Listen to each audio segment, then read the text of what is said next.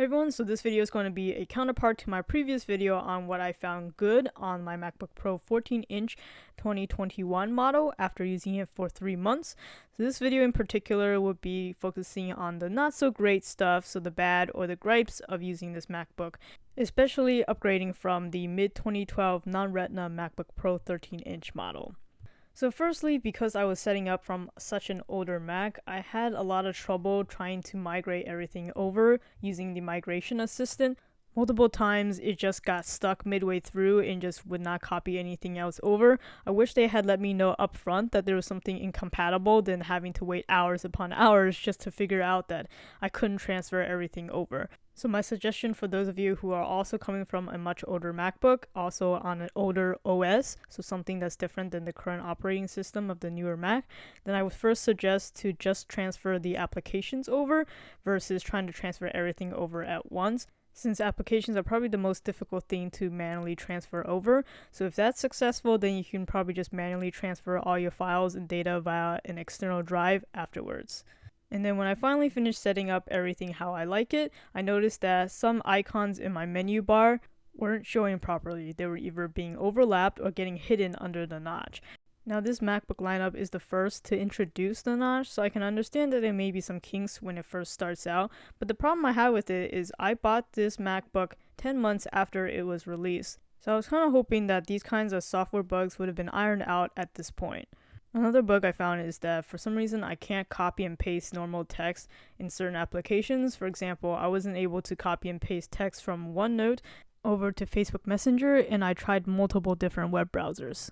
So I don't know if it's just something to do with app compatibility or what, but if I copy the text from, say, the Notepad and then copy it over to Facebook Messenger, that's okay. So I don't know what's going on here.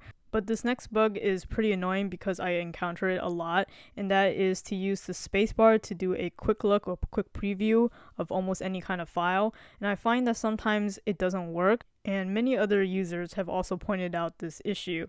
I'm not quite sure what exactly triggers the bug, but I do find that after using Final Cut Pro, I find this bug to appear a little bit more often. There is, however, a temporary fix involving Activity Monitor.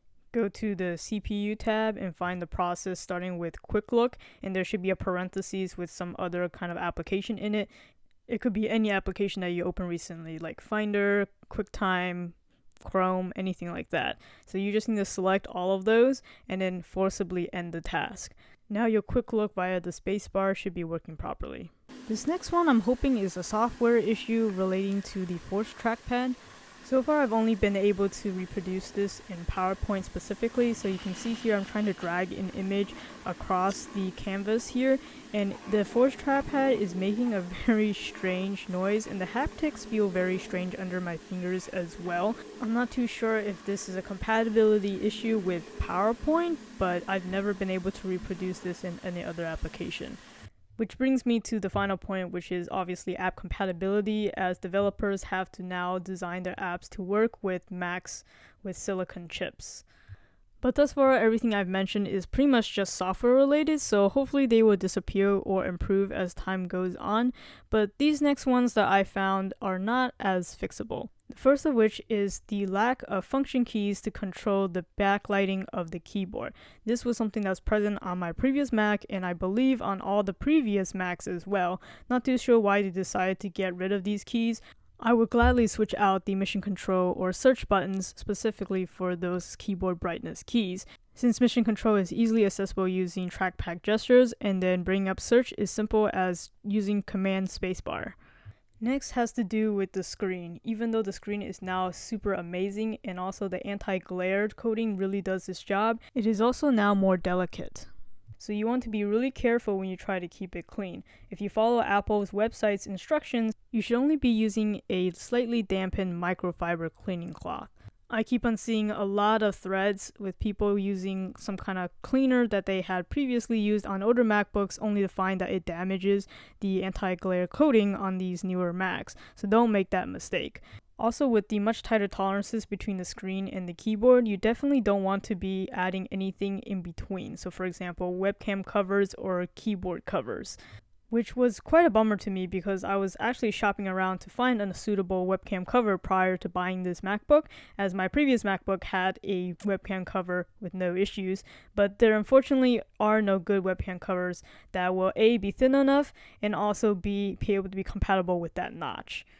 So bottom line, just be camera ready before opening an application that uses the camera, such as Zoom. And despite the form factor resembling my 2012 MacBook Pro or some of the older generation of MacBook Pros, this one is definitely not user upgradable. And Apple is clearly discouraging this by putting pentalobe screws instead of normal Phillips head screws on the bottom of the case. Now I understand the past few MacBook Pros have also not been user upgradable, but with Apple bringing back the ports, I would think that it'd be nice if they also brought back user upgradability. It was thanks to user upgradability that my 2012 MacBook Pro was able to hold out until now. I was able to swap out the SSD as well as the RAM, both of which I've done videos on. And although I pretty much never used the Ethernet port on my old MacBook, it would have been nice that they included it in the power brick, similar to what they did for the iMacs.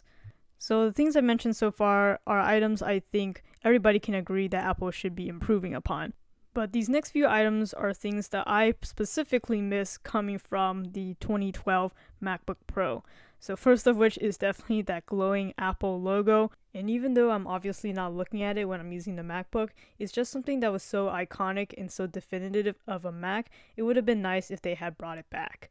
But one physical practical item that I really do miss from my old MacBook Pro was the button on the side to push to let you know how much battery is left in the MacBook. And it works even when the MacBook is turned off. Obviously now with today's SSD speeds, I can easily just turn on the MacBook or wake it up from sleep and look at the menu bar for the battery percentage, but it's just so convenient to have a physical indicator like that. I use this feature so much that for the first few weeks of owning my new MacBook Pro, I was still putting my finger in that area, trying to locate that battery indicator button that's no longer there. The other feature that I used a lot from my old MacBook was the dashboard. And you probably don't remember this if you've already been using the latest OS for a long time, but I was running High Sierra and it still had the dashboard where I could put widgets like a calculator, calendar, and other widgets that don't have to take up space on my desktop. It just sits on its own screen to the left of my very first desktop screen. And the way they have widgets now where you pull it over from the right hand side of your trackpad is okay, but it's not interactive like it was before. So any widget that can take user input would have to instead take up space on my desktop. For the power brick and power cable, I do miss the cable management that was originally built into my old charger. Though I understand now that the cable is detachable, it doesn't make too much sense to have that anymore. So maybe just a simple Velcro strap located on the cable itself for cable management. And then a very small minor thing, I wish they kept the MacBook Pro badging right under the display. Because the current placement is on the bottom, which you will never be able to see unless you're holding the MacBook in a certain way. It just made sense where the badging was before, so I have no idea why they decided to remove it. So that sums up my particular gripes after using this MacBook Pro for several months. But these next few items are what I've noticed other people find as a downside that doesn't really affect me too much, but I'll go ahead and mention them in case they will affect you. One thing is that the color of the charger and the cable will not match the body of your MacBook. So no matter if you got silver or space gray like I have, you still get the same white braided cable with the silver plugs. To me, I think this is just very superficial, and plus iPhones come in so many different colors and they don't come with different color matching cables, do they? But I think people only want this now because Apple has started to make these color options available for like the MacBook Air and also their iMacs. So it would have been nice, I guess, if they had also carried it through with just the two colors that are currently available for the MacBook Pro. Then talking about some of the hardware specs, so the SD card slot doesn't support the newer UHS 3 higher speeds, so it's limited to only UHS 2. Again, doesn't really affect me too much, but it would have been nice that the latest and greatest MacBook Pro would have had the latest and greatest ports. Same thing with HDMI. It's currently offering 2.0 versus the newer 2.1, and then Bluetooth is equipped with 5.0 and not the latest 5.3. Also, some people notice that their Wi-Fi speeds is a little bit slower compared to even older Macs, but by older Macs, they're referring to 2-3-year-old MacBooks that they upgraded from. So if you're not a frequent MacBook upgrader, this probably doesn't matter to you. And finally, that notch. Of course, when you just look at it on a light background, it's very obvious, but when you're just using your computer, it just fades into the background. I think people's main gripe with it is just how large it is and the fact that it doesn't pack anything more than a regular 1080p webcam. It would have been nice to have seen Face ID in here, but personally, I don't really like Face ID and I would prefer Touch ID anyways. But I'm sure Apple will eventually sneak in Face ID in later MacBooks, and so they're just keeping the notch size as is, so they don't need to keep on changing the notch sizes. So that's my list of the not so great things that I found after using this MacBook for about 3 months. Let me know if I missed anything or if you can relate to anything I said in the comment section down below. Please give this video a like, it definitely took me a lot of time to create it. Subscribe for more videos like this. Thanks for watching.